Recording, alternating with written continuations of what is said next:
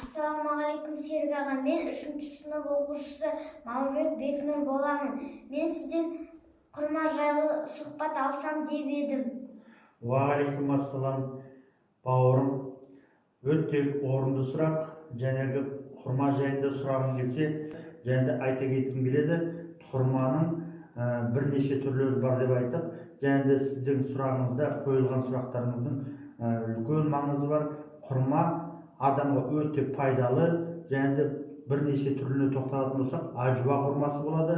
Ол пайғамбарымыздың кезінде өзі күйіп кеткен бұтақтан Алладан дуа етіп, сол дуамен қабыл болған ажуа құрмасы болады. Ол қара дамолақ болады.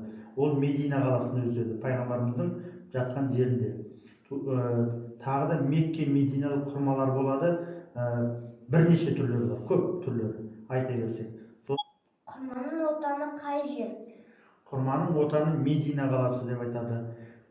Енді құрманы бірнеше түрлерін қазірге айтып отырдық.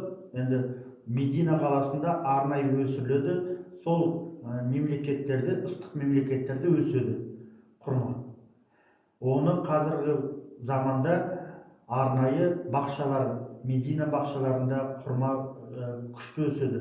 Және оны өсіретін адамдарға арнайы мединалық қала басшылары сол құрма өсіретіндерге арнайы ақша төлеп, жалақы төлеп өсіреді.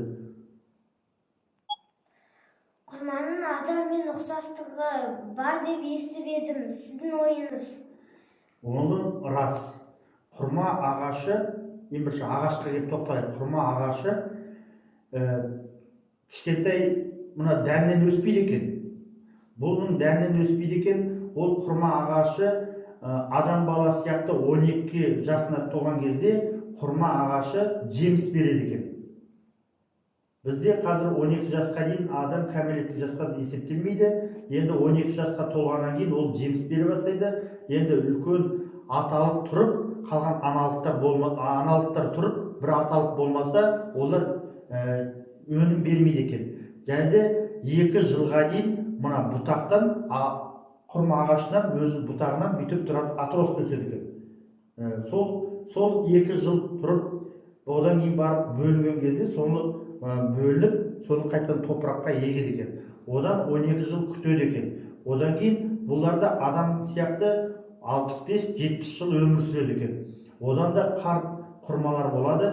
Содан кейін қартайған кезде олардың да сабақтары, жоғары жағында бұтақтары ағарып тұрады екен. Қария адамдар сияқты. Тағы да айта кететін, мына өте төзімді бізде